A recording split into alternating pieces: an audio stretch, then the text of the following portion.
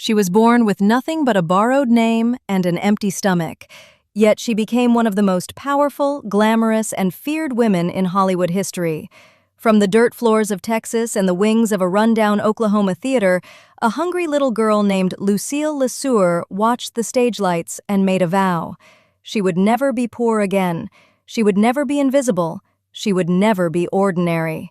She clawed, danced, schemed, and reinvented herself until the whole world knew her as Joan Crawford. Oh, I know how you feel. You're a nice guy. But the world isn't for nice guys.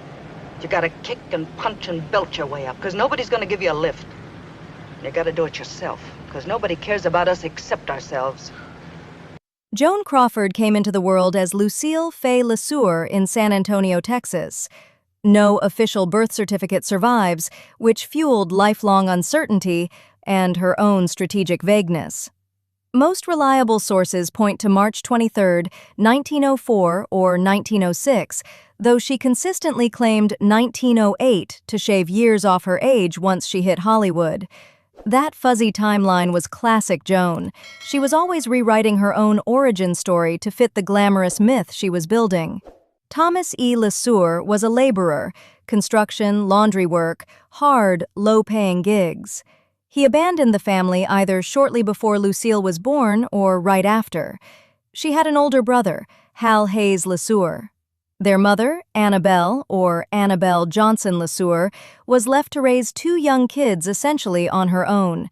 Lucille later said she barely knew her biological father and only met him once as an adult star when he showed up on a set for a brief, awkward visit. This abandonment planted deep roots of insecurity and ferocious self-reliance that defined her entire life and career. Anna moved the family, infant Lucille and young Hal, to Lawton, Oklahoma Territory, a rough frontier town.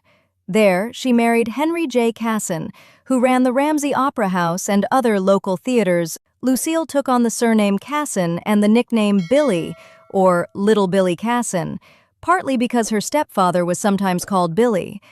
She was scrappy by necessity, tough, determined, and already showing the iron will that would carry her to stardom.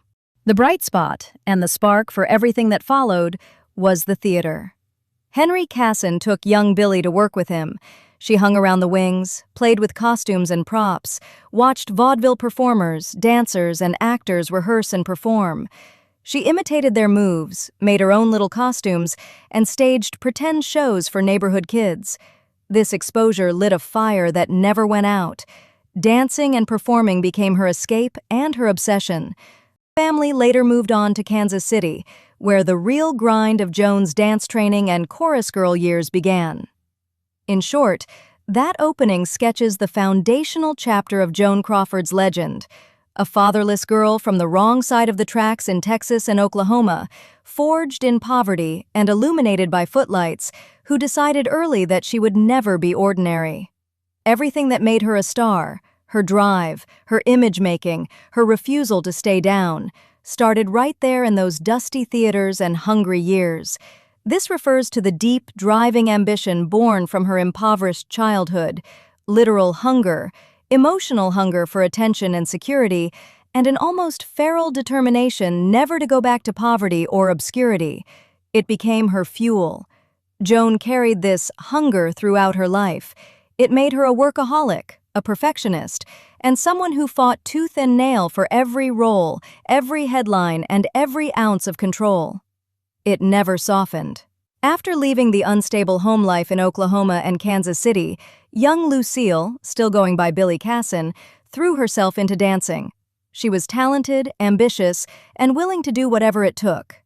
She worked menial jobs, scrubbing floors, waiting tables, wrapping packages in department stores, ironing in laundries, anything to pay for dance lessons. She won a Charleston dance contest in a Kansas City cafe, which gave her early confidence and local notice. She moved to Chicago, then Detroit, dancing in nightclubs and cafes, often in rough environments. She joined traveling revues and chorus lines. These were hard-living, low-paying gigs filled with long hours, smoky venues, and constant competition. She was tough, attractive, and driven, the classic, hungry chorus girl archetype of the 1920s, but she had more fire than most. 1922, still a teenager, she briefly attended Stevens College in Columbia, Missouri, a women's college. She entered as a working student, meaning she waited tables in the cafeteria to help pay her way. Academically, she was underprepared. Her formal schooling had been spotty and interrupted, so she only lasted a few months, one semester. She realized college wasn't her path and left to pursue dancing full-time. Later in life, the college honored her as a distinguished alumna anyway. This short stint showed her willpower. She literally worked her way through it, but also proved that her real classroom would be the stage and studio lot. By 1924, she was on Broadway in the chorus. This was the big leap. After dancing in Chicago and Detroit, she landed in New York. Producer J.J. Schubert put her in the chorus of his show Innocent Eyes, 1924, at the Winter Garden Theater. She was still Lucille LeSueur, or sometimes billed under other names. Broadway chorus work in the Roaring '20s was glamorous on the surface, but grueling underneath. Rehearsals all day, performances at night, and constant pressure to stand out. She networked aggressively and kept pushing. While performing on Broadway, she caught the eye of MGM talent scout/producer Harry Rapf. Some accounts mention publicist Nils Granlund helping facilitate a screen test. MGM offered her a contract at $75 a week, decent money for a beginner in 1925, but nothing luxurious. She arrived in Hollywood in late 1924/early 1925, still as Lucille LeSueur. The studio immediately saw star potential but hated her real last name. MGM ran a public contest in the fan magazine Movie Weekly called something like Name the Star. Joan Crawford was chosen. She reportedly didn't love the name at first. She thought Crawford sounded like crawfish, and she preferred Joan to be pronounced Joanne. But she embraced it completely. It became her armor, a brand new, elegant, marketable identity that symbolized her total reinvention. From that point on, she lived as Joan Crawford, molding herself into the ultimate movie star image. Fresh off the train from New York in late 1924/early 1925, the former Lucille LeSueur, now freshly rechristened Joan Crawford, was just another ambitious contract player at MGM, earning $75 a week. The studio didn't know exactly what they had yet, so they threw her into the machine. Bit parts, uncredited roles, walk-ons, and whatever supporting work they could find. She was hungry, disciplined, and determined to stand out in a town already crowded with pretty faces. Her very first screen appearance was in Lady of the Night, 1925, where she served as a body double for the bigger star Norma Shearer. Small, uncredited roles followed in films like Proud Flesh, The Merry Widow as a ballroom dancer, Sally, Irene and Mary, 1925, and The Boob, 1926. These were training wheels, learning camera angles, lighting, how to hit her marks, and most importantly, how to make an impression even with limited screen time. She slowly started getting noticed. In 1927, she landed a solid featured role opposite the legendary Lon Chaney in the macabre silent thriller The Unknown. Playing a circus performer who falls for Chaney's armless knife-thrower character, she showed real dramatic range and emotional intensity. Critics and audiences began paying attention. This wasn't just another chorus girl turned actress. She had fire. But the real turning point came in 1928 with Our Dancing Daughters. MGM cast her as Diana Medford, the ultimate jazz-age flapper. Wild, carefree, Charleston dancing, party-loving, yet secretly moral and romantic at heart. The film captured the spirit of the Roaring '20s perfectly: youth, liberation, glamour, rebellion, and the consequences that follow. Joan threw everything she had into it, her dancing skills from the chorus line days, her raw energy, and that magnetic screen presence she had been sharpening. The movie was a massive commercial hit, raking in big money for MGM. Suddenly, Joan Crawford wasn't just another starlet. She was the symbol of modern, independent young womanhood, the flapper queen who rivaled even Clara Bow. It established her as a full-fledged star and made her one of the studio's most valuable rising assets. Her footprints went into the cement at Grauman's Chinese Theater that same year. She quickly followed it up with similar hits that cemented the image: Our Modern Maidens, 1929, and Our Blushing Brides, 1930. The unofficial Our trilogy that kept her on top as the definitive 1920s party girl with depth. By the end of the silent era, she had arrived. Even better, when talkies exploded in 1929, many silent stars fell. Joan didn't. Her voice was fine, her energy translated perfectly, and her first sound film, Untamed, 1929, was both a critical and commercial success. The girl who once scrubbed floors had officially made it. This early stretch, from anonymous bits in 1925 to full-blown stardom by 1928 to 1929, showed exactly who Joan Crawford was. A woman who treated every small role like it was her last chance, who studied, hustled, and transformed herself on screen the same way she had transformed her name and her life off it. The hunger was paying off. The big breakthrough wasn't luck. It was inevitable. MGM was beginning to see something beyond the glamorous flapper image. Audiences noticed her determination, and the studio gradually trusted her with stronger material. Then came a film that pushed her one step closer to major stardom: Dance, Fools, Dance, 1931. I'm a cheap little dancer in a nightclub. You thought you could have me on your own terms. Well, you're mistaken. I can still pick my own man, Mr. Townsend. And right now, it's Jake Luber. Bonnie, You had your day, and what did I get out of it? I offered to marry you. What a grand and condescending gesture that was. You were willing to do the right thing. What a perfect gentleman. And what a fool I was. Joan plays Bonnie Jordan, a rich socialite whose family collapses financially after the stock market crash. Forced into work, she becomes a newspaper reporter and enters the dangerous world of crime and bootlegging. A fast-paced pre-code melodrama blending social tragedy, journalism, romance, and gangster elements.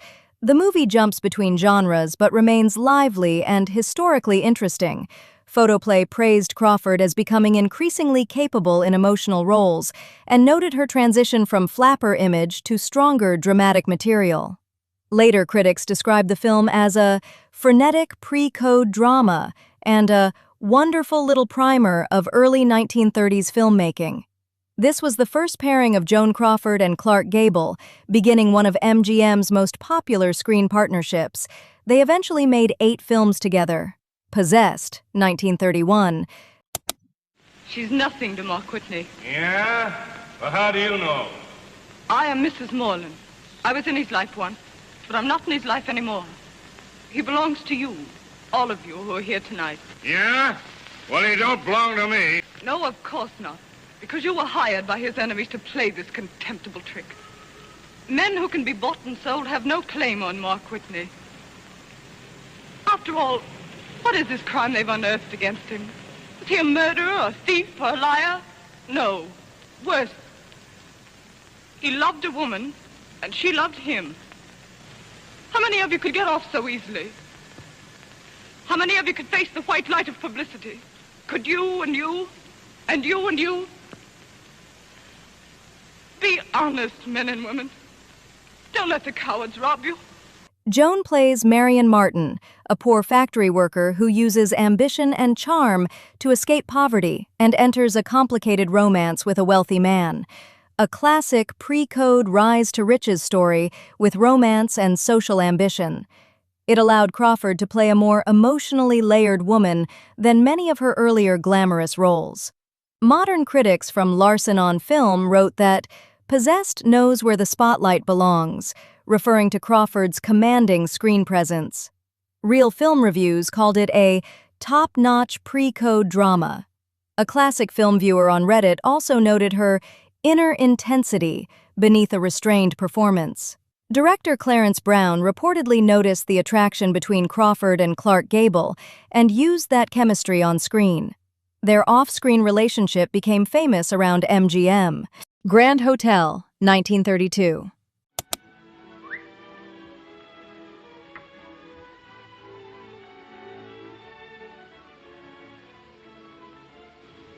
Don't you like dancing? No, not with strangers. Never? Never. Thanks very much. Not at all. Yes. Oh, you don't mean 166? Mm-hmm. That fat, bulbous neighbor of mine, Mr. Prizing. Oh, not you. Oh, no, no. Uh-uh.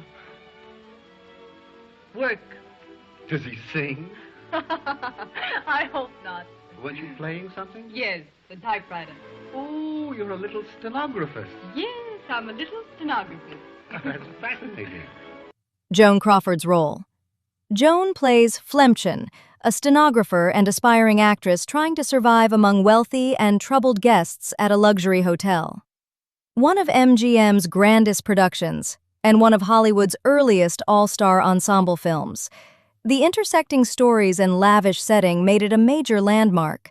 Variety praised the performances across the cast, and many critics felt Crawford held her own beside enormous stars like Greta Garbo and John Barrymore. Critics especially liked the warmth she brought to Flemchen. The film won Best Picture at the Academy Awards, despite receiving no other Oscar nominations, still one of Hollywood's rarest records. Letty Lynton, 1932.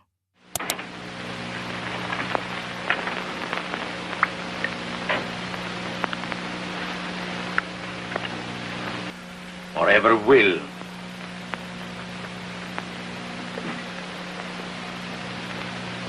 Oh.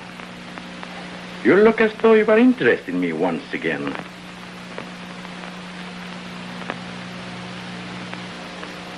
Oh, you sweet devil!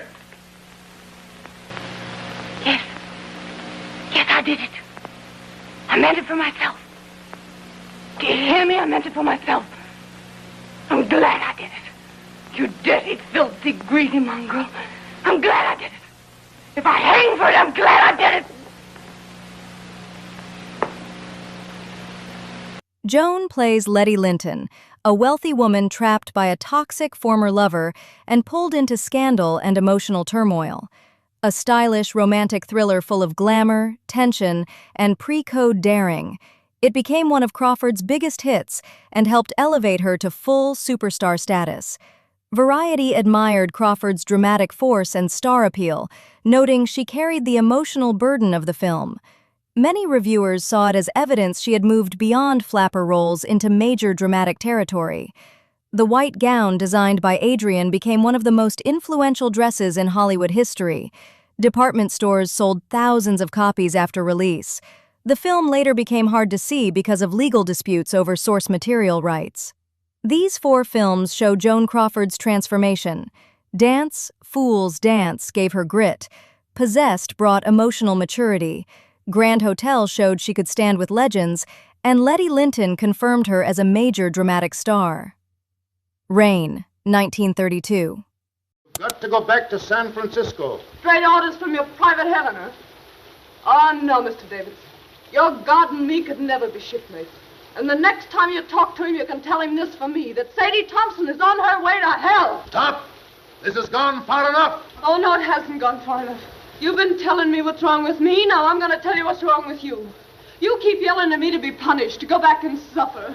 How do you know what I've suffered? You don't know, you don't care, and you don't even ask, and you call yourself a Christian. Why, you're nothing but a miserable witch burner, that's what you are. You believe in torture. Thy kingdom come. You know you're big, and you know you're strong, and got the law on your side and the power to hang me. All right. But I've got the power to stand here and say, you hang me and be damned to you. Joan plays Sadie Thompson, a prostitute stranded on the South Pacific island of Pago Pago during a quarantine. She clashes with a stern missionary who becomes obsessed with saving her soul. This was one of Crawford's boldest and riskiest pre-code performances. Instead of playing stylish socialites, she completely changed her appearance and mannerisms. Sadie is loud, emotional, vulnerable, and rebellious. The film is dark and psychologically intense, exploring morality, religion, hypocrisy, desire, and guilt. The movie feels unusually claustrophobic because rain falls almost constantly throughout the story, creating tension and emotional pressure. Variety was harsh and said Crawford had been miscast, arguing that the role's dramatic significance was beyond her range. However, later reassessments became much kinder. TCM called her performance powerful and argued that audiences underestimated it at the time. Modern reviewers from Alt Film Guide described her work as evidence she was an accomplished dramatic actress. Joan later called Rain one of the worst performances of her career, despite many modern viewers disagreeing. This was also one of the earliest films where Crawford dramatically altered her glamorous image for a role. Dancing Lady, 1933. Why'd you pay that $30 fine, Mr. Newton. Mr. Newton? That's my business. Investments. Sorry to tell you, but I'm the kind of investment that don't pay. Why, I could give you every Can it? I'm like that guy throwing quarters in the slot machine. I keep on trying. Listen, those machines are fixed. It's 1,000 to 1 shot unless you know the combination. And I'm the little fellow that knows the combination. Little fellas like you have been trying to teach me all sorts of combinations ever since I was a kid. Joan plays Janie Barlow, an ambitious dancer struggling to succeed on Broadway. She fights through arrests, poverty, romance, and professional rivalry while chasing stardom. This is among Crawford's most entertaining early films. Unlike darker dramas, Dancing Lady is energetic and optimistic, combining backstage drama with music and romance. The rise to fame story became a Hollywood formula, but Crawford's determination gives it energy.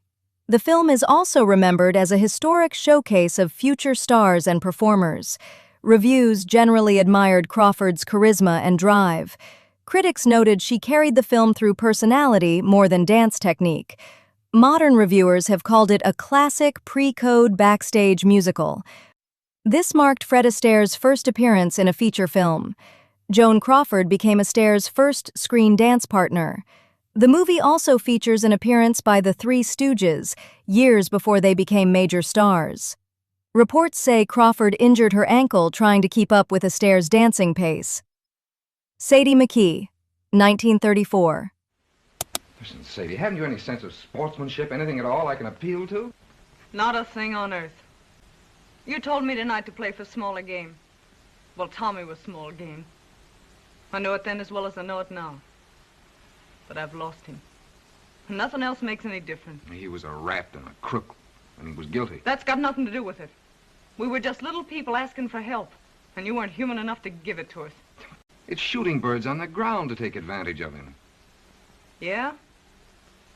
When an Alderson kicks helpless people in the gutter, that ain't shooting birds on the ground. Oh, no.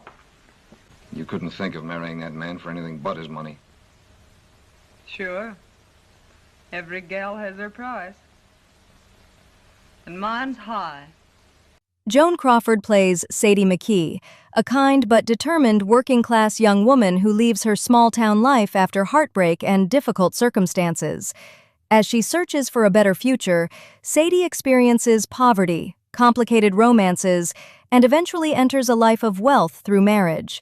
However, material comfort does not bring true happiness, and she finds herself torn between financial security and genuine love. The role allowed Crawford to portray a woman who matures emotionally through hardship, fitting perfectly into her classic screen image of a resilient woman struggling to rise above difficult circumstances. This is classic Joan Crawford territory, a determined woman fighting difficult circumstances. Sadie is ambitious but sympathetic, and the film lets Crawford age emotionally from hopeful young woman to someone hardened by life. The movie combines romance and social realism in a way many pre-code dramas did. Its themes of class differences and emotional sacrifice fit Crawford's screen persona perfectly. Variety praised Crawford directly and wrote that she gives a highly satisfactory performance, noting that her emotional scenes worked particularly well and that she held together material that could otherwise become routine melodrama. Meanwhile, the New York Times critic Mordaunt Hall admired the film's emotional elements and found Crawford effective in making Sadie sympathetic despite the dramatic twists. Later critics have praised her grounded performance and screen chemistry with her co-stars. This was the third of 7 films Joan Crawford made with Franchot Tone, who later became her husband. Some viewers especially note how natural Crawford looked in the film. Fans have even commented that her freckles are more visible than usual. Forsaking All Others, 1934. Where's Mary? Oh, Jeff, isn't this a pretty dish to set before a groom? Mary. Jeff, Dilly's sick. Oh, nonsense. He's married. Married to whom? Connie Barnes. Jeff, you're joking. Tell me if you're joking. He wired me. They were married last night. Don't be silly. I'm not going to faint. I'm not the type. Jeff, of course he said he was sorry in the wire. Yes. That's good. I'm glad he's sorry for me. Sweet, thoughtful Dill, always thinking of me. Mary, don't you want to sit down? What for? Bride has to stand up. Can't be married sitting down, can you? Of course not. You have to stand at the altar and kiss the groom. Only there isn't any groom to kiss. He just married Connie Barnes. Joan plays Mary Clay, a woman caught in a difficult love triangle after discovering her fiancé loves another woman. A sophisticated romantic comedy drama with emotional conflict and MGM glamour.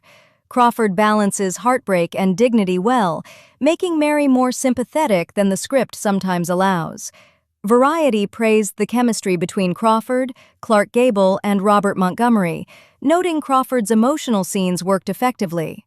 The New York Times said Crawford gave warmth and humanity to a polished MGM production. This was another successful Crawford-Gable pairing. Off-screen, Crawford reportedly wanted greater dramatic roles and was becoming frustrated with MGM romantic formulas. No More Ladies, 1935. Oh, no. No, but you make them suffer in other ways. Well, Petty Wetty, I don't intend to suffer. There may be women who would, but I don't intend to be one of them. What do you intend? I intend to go driving with Jim. If you leave this house with Jim, you don't come back. If I leave this house with or without Jim, I don't intend to come back anyway, except on my own terms. What terms? That I don't believe you're going to behave any differently from the way you've always behaved, in spite of your saying you're sorry. If this is the kind of married life we're going to lead, then I'm going to have just as much fun out of it as I possibly can.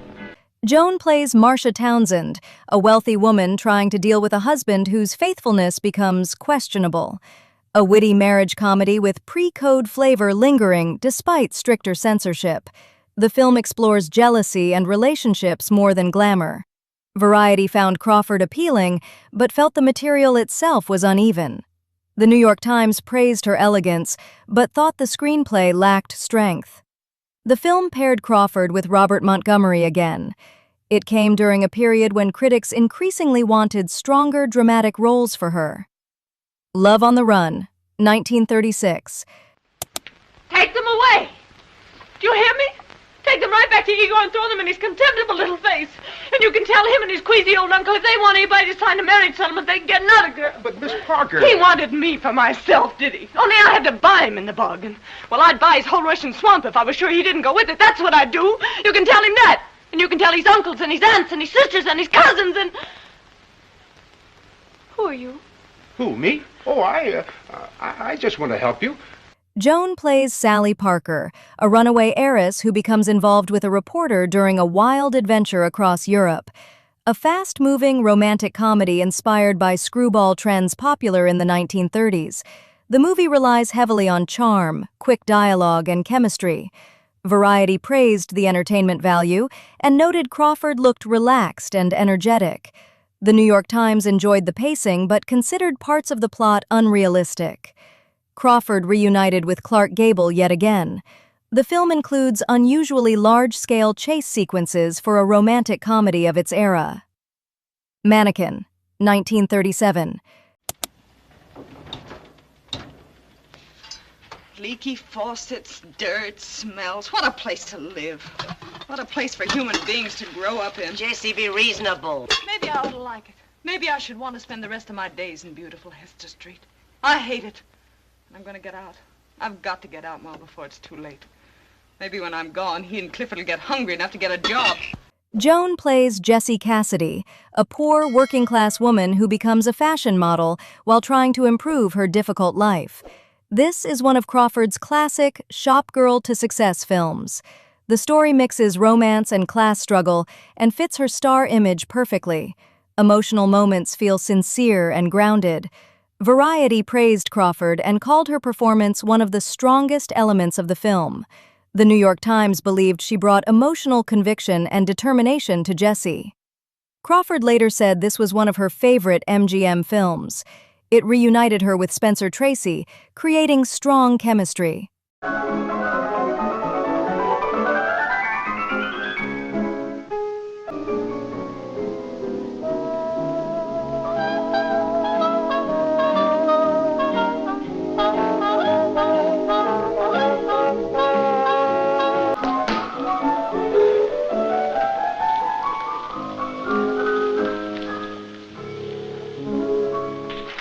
The Shining Hour, 1938. Joan plays Olivia Riley Linden, a former dancer whose marriage creates conflict within a wealthy family. A serious family melodrama emphasizing sacrifice and emotional pain. Crawford plays a more mature and restrained character than many earlier roles. Variety praised Crawford's sincerity and emotional strength. The New York Times considered her performance among the film's strongest aspects. Crawford fought hard to obtain more mature dramatic material around this period. MGM was beginning to question her box office power. The Women, 1939. Joan plays Crystal Allen, a glamorous, manipulative perfume counter employee who becomes the film's memorable antagonist. A sharp, all-female comedy drama filled with gossip, rivalry, and social satire. Crawford had limited screen time but made a major impact. Variety called her performance highly effective and praised her aggressive energy. The New York Times noted she stole many scenes despite the ensemble cast. The film featured an almost entirely female cast. Crawford and Norma Shearer reportedly had off-screen tension. Shall I say thanks, baby, or were you just waving at something? Don't thank me. I didn't give you a thing. All I want's to get out of here, and you happen to be going my way. So I played you. But the minute I find somebody going faster than you, I'll go. You won't. Strange Cargo, 1940. Joan plays Julie, a cabaret entertainer involved with escaped prisoners and mysterious spiritual themes. A highly unusual blend of romance, prison escape drama, and religious symbolism. Darker and stranger than typical Crawford films, it developed a cult reputation. Variety admired Crawford and Clark Gable, but thought the spiritual themes would divide audiences. The New York Times found the movie unusual and intriguing. This was the eighth and final film pairing of Joan Crawford and Clark Gable. Religious groups criticized the film's spiritual content and sensuality. Such silly letters, such childish writing, such cheapness. What do you call these love letters?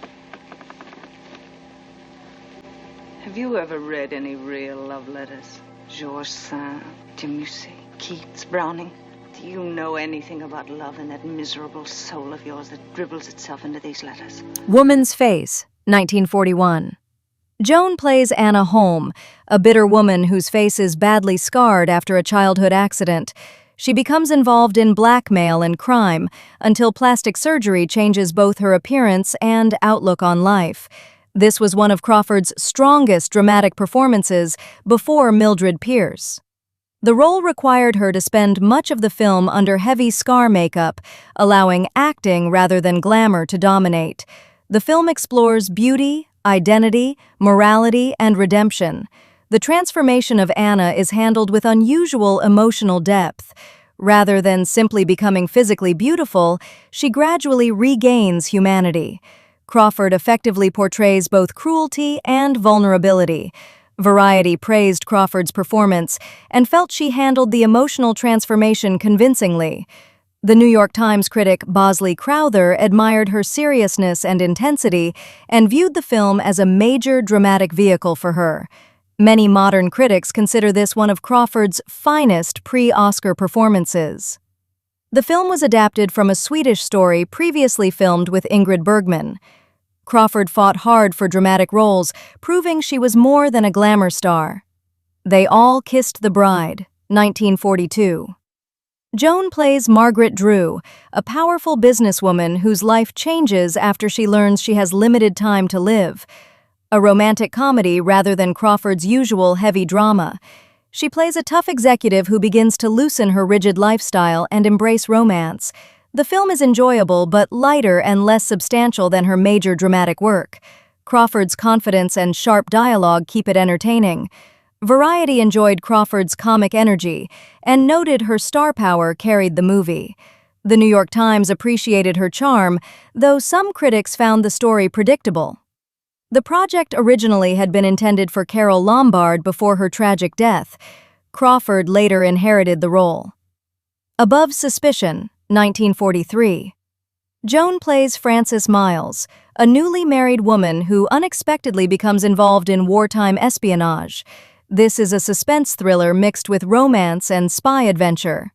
Crawford and her co-star travel through Europe while becoming entangled in pre-war intrigue.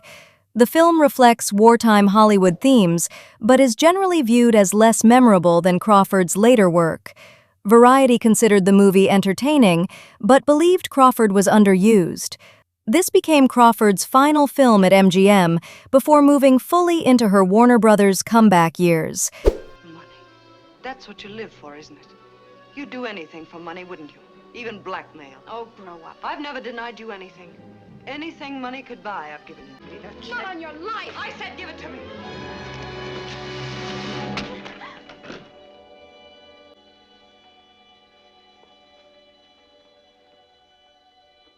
Get out, Vita. Get your things out of this house right now before I throw them into the street and you with them. Get out before I kill you. Mildred Pierce, 1945. Joan Crawford plays Mildred Pierce, a determined housewife whose marriage collapses, forcing her to support her family alone. Starting as a waitress, she works tirelessly and builds a successful restaurant business through ambition and hard work. However, her greatest struggle is not business. It is her obsessive love for her daughter Veda, for whom she sacrifices almost everything. Mildred is strong, independent, and resilient, but her devotion to her daughter becomes both her greatest strength and tragic weakness. The role allowed Crawford to portray a full emotional journey, from struggling mother to successful businesswoman, making it the defining performance of her career. This became the defining role of Crawford's career and one of film noir's greatest performances. Mildred begins as a housewife abandoned by her husband and gradually transforms into a successful businesswoman. Yet every success brings emotional suffering. The film combines crime mystery, family melodrama, and noir darkness. Crawford delivers remarkable emotional range, ambition, maternal devotion, heartbreak, pride, and despair. The relationship between Mildred and her daughter is the emotional center of the movie and remains deeply unsettling. Variety praised Crawford and wrote that she returned with extraordinary force. The New York Times called her performance powerful and emotionally convincing. Modern critics regularly rank it among the greatest female performances in classic Hollywood. Crawford initially feared Warner Brothers would fire her after screen tests. When she won the Oscar, she famously skipped attending and accepted the award while lying in bed at home. This role revived her entire career. Yeah, did you think about... I thought about us. You don't expect me to believe that, do you? I don't care what you believe. I'd like to slap your face. Why don't you try it? Humoresque, 1946. Joan Crawford plays Helen Wright, a sophisticated and wealthy socialite trapped in an unhappy marriage and living a lonely, emotionally empty life. Beneath her glamorous appearance, Helen struggles with deep sadness and inner turmoil. She falls passionately in love with a talented young violinist, hoping the relationship will bring meaning and happiness into her life. However, her emotional instability and personal struggles gradually complicate their romance. The role allowed Crawford to move beyond her usual strong, ambitious characters and portray a vulnerable, fragile woman filled with longing and emotional pain. one of Crawford's most mature performances. Helen is glamorous but deeply lonely and psychologically fragile. The role allowed Crawford to portray emotional complexity rather than straightforward strength. The movie blends romance and music with tragedy and emotional obsession. Variety praised Crawford's emotional power and chemistry with John Garfield. The New York Times admired the sophistication and emotional intensity she brought to Helen. Crawford reportedly worked very hard to soften her image and appear vulnerable. The ending became one of the most discussed emotional finales of her career. What did you know about Canada? You didn't think I'd find out about that, did you? But I did. I listened. I listened at the door. Do you see the things you make me do? All right, I'll do them. I'll do anything because I don't care anymore. You can't go away without me, David. I won't let you. I'll find a way. I'll lie if I have to, but I'll find a way. David, I didn't mean that. I don't know why I ever said such a thing. I'm sorry. Don't be angry. Please don't be angry. David, listen to me. You mustn't treat me this way. Don't leave me. Take me with you, David. David! Possessed, 1947. Joan plays Louise Howell, a nurse suffering from severe emotional instability who becomes obsessively attached to a man she loves. As the story progresses, her mental condition worsens and reality begins to blur. Unlike the romantic Possessed from 1931, this is a psychological noir drama. The film begins with Louise wandering through Los Angeles in a confused state before gradually revealing her tragic story through flashbacks. Crawford gives a layered performance showing love, fear, jealousy, and psychological collapse. The movie feels dark and unsettling because viewers experience events through Louise's disturbed mind. Themes of obsession and mental illness were unusually serious for mainstream 1940s Hollywood. Variety praised Crawford and called the role one of her strongest dramatic showcases. The New York Times critic Bosley Crowther admired her emotional intensity and believed she carried difficult material effectively. Crawford personally pushed for darker dramatic roles after Mildred Pierce. Many film historians consider this among her finest noir performances. Joan Crawford received an Academy Award nomination for Best Actress. The film also earned nominations for Best Art Direction, Best Music Score. You know, Sheriff, we had an elephant in our carnival with a memory like that. He went after a keeper that he'd held a grudge against for almost 15 years. Had to be shot. You just wouldn't believe how much trouble it is to dispose of a dead elephant. Flamingo Road, 1949. Joan Crawford plays Lane Bellamy, a spirited carnival dancer and entertainer who arrives in a small southern town hoping for a better life. Initially viewed as an outsider because of her background, Lane becomes involved with influential and corrupt local figures, especially a ruthless political boss who tries to control the town's power structure. Throughout the film, she faces manipulation, social prejudice, and betrayal, but gradually transforms into a stronger, more determined woman who fights back against corruption. This is classic Crawford material, a determined woman fighting social barriers and corruption. Lane begins as a vulnerable outsider, but gradually becomes stronger and more ambitious. The film combines noir atmosphere with political corruption and romance.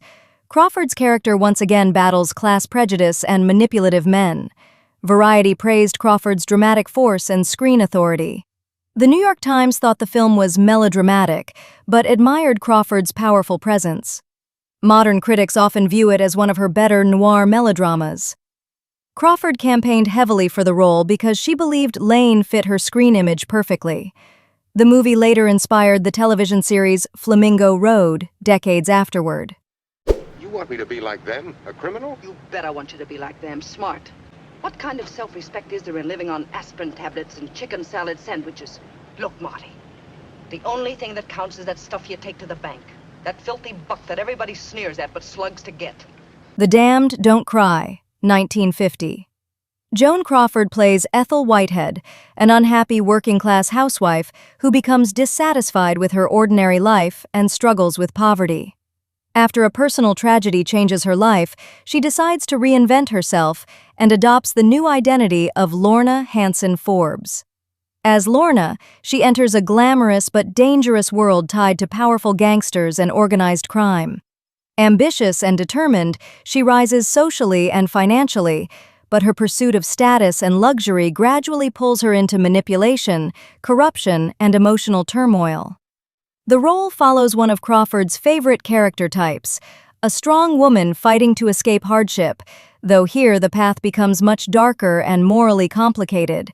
This is one of Crawford's strongest noir melodramas. Variety praised Crawford's command of the screen and emotional strength.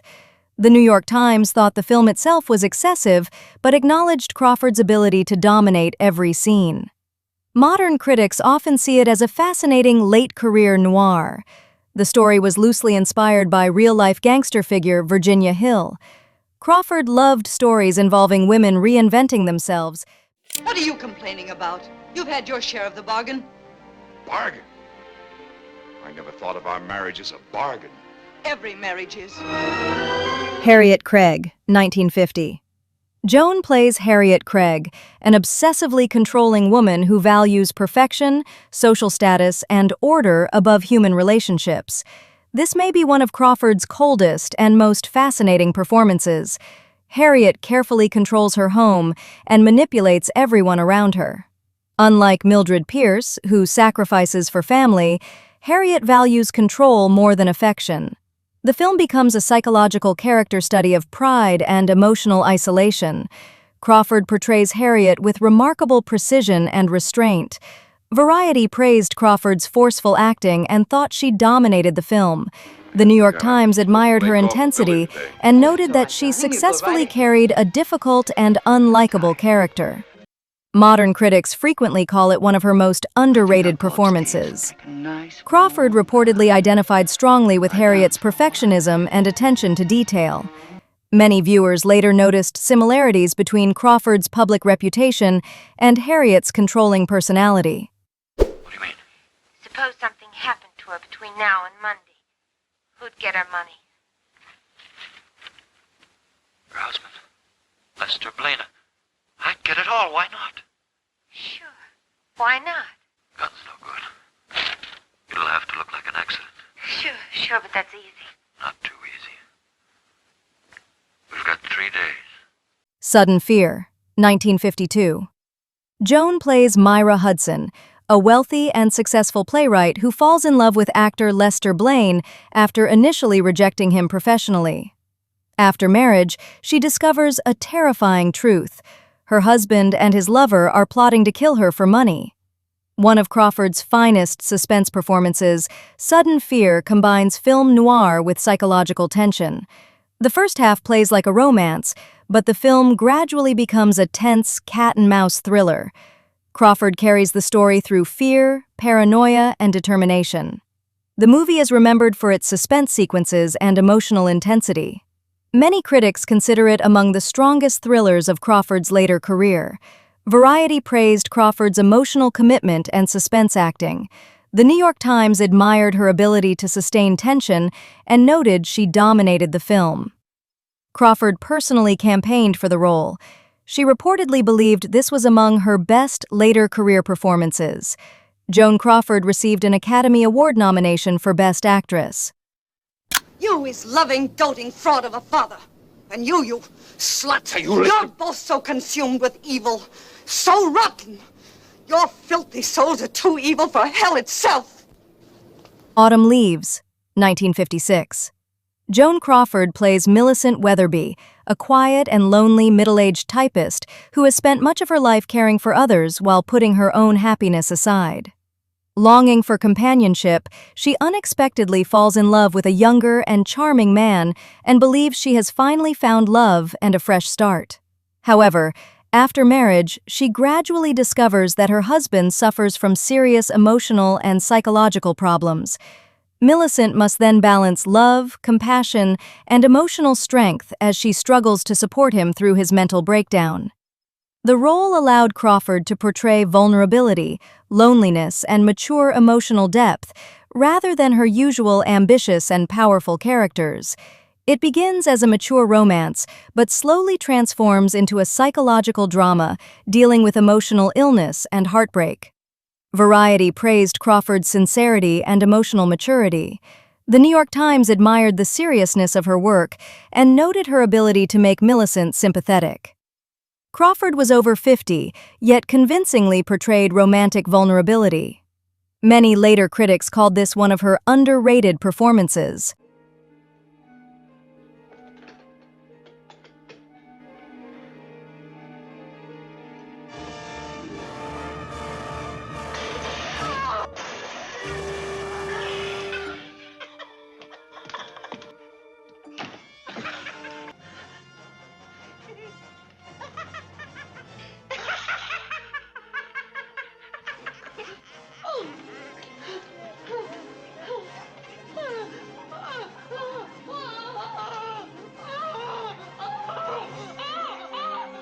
Whatever Happened to Baby Jane?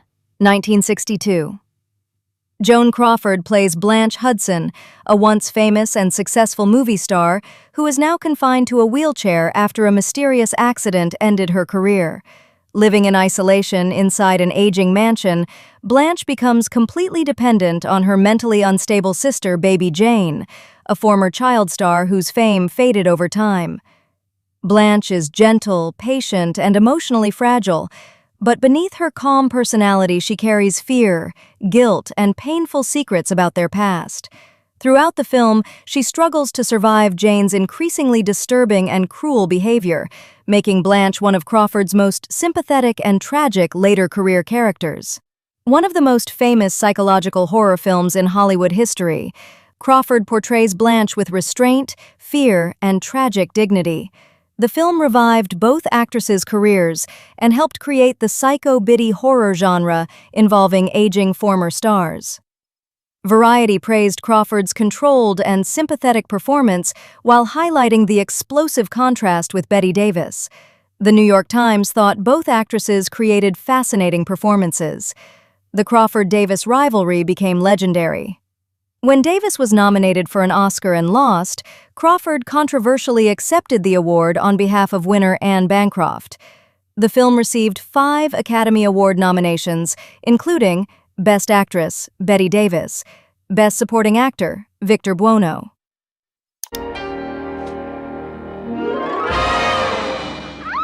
You little tramp! Throwing yourself at him, chasing him. I don't even know him. Get out of here! You're a liar. I heard you on the telephone. Now get out of here.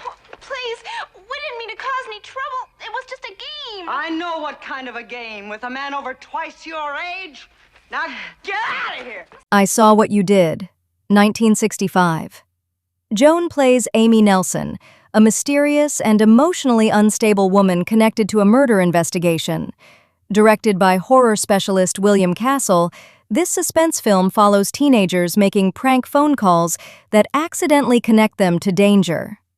Crawford's role is smaller than in her classic films, but she adds dramatic intensity and star presence.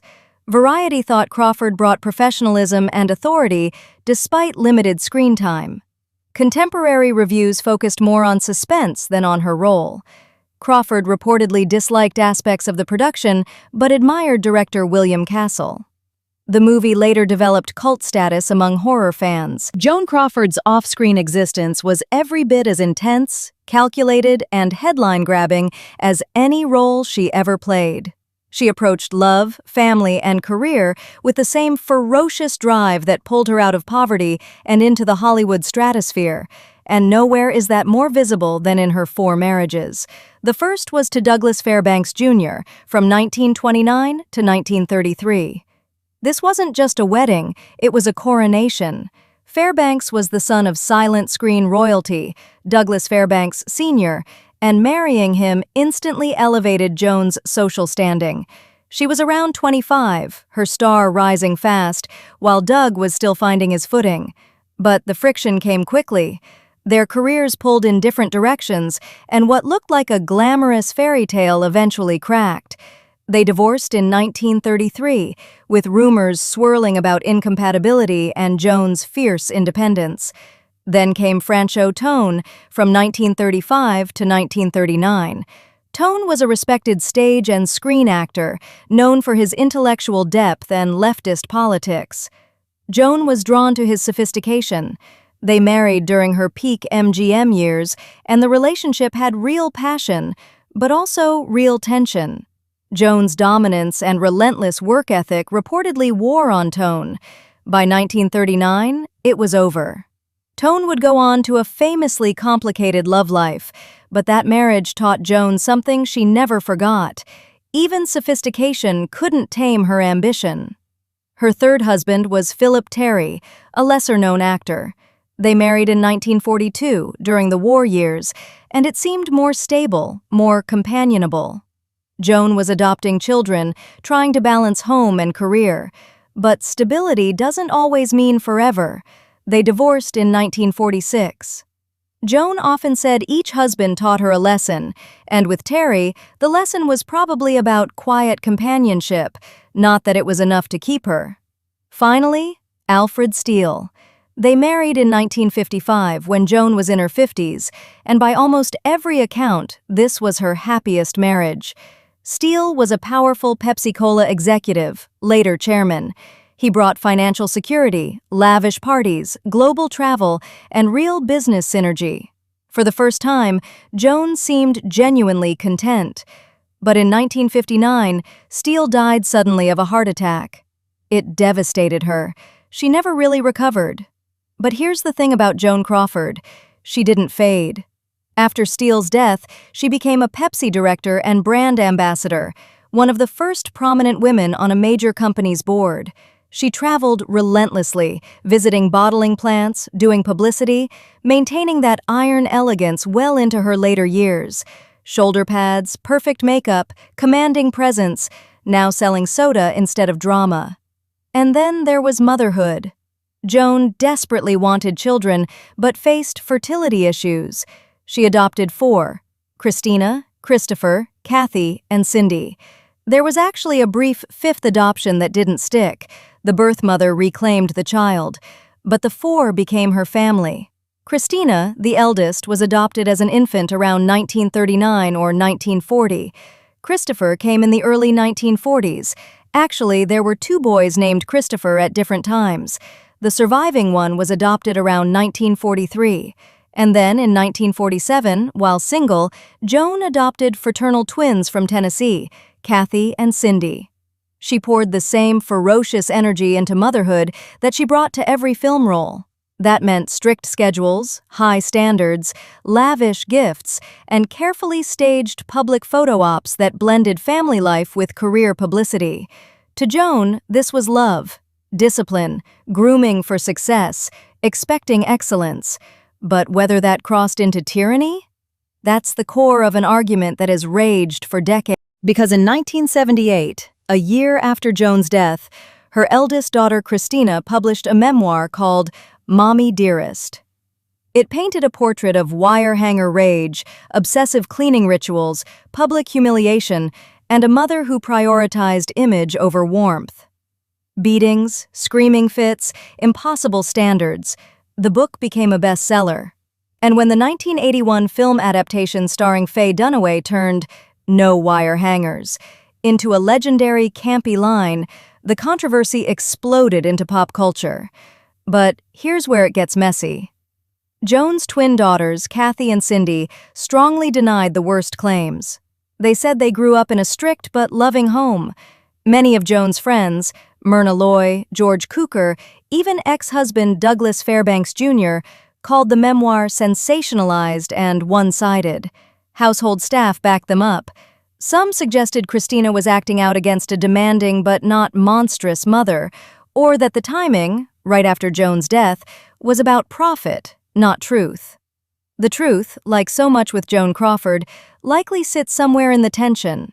She was a product of her own harsh upbringing and Hollywood's brutal standards. She could be controlling, perfectionistic, and explosive under stress, especially when alcohol was involved in her later years. But she also provided luxury, opportunities, and fierce protection that many children of that era never had. The older kids, Christina and Christopher, had strained relationships. The twins did not. And Joan even cut Christina and Christopher out of her will, citing reasons well known to them. She was a perfectionist, A workaholic, glamorous to the hilt. Shoulder pads, arched eyebrows, that stare that could cut glass. She understood image better than almost anyone in the industry. Even late in life, battling health issues, she maintained the persona. She died of a heart attack on May 10, 1977, in New York City, with pancreatic cancer also in the picture. She had become increasingly reclusive toward the end. Joan Crawford didn't just survive Hollywood, she bent it to her will.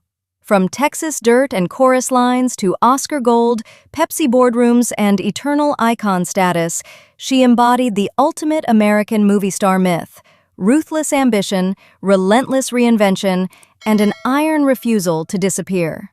She wasn't born a star, she built herself into one, brick by brick, spotlight by spotlight, and dared anyone to look away.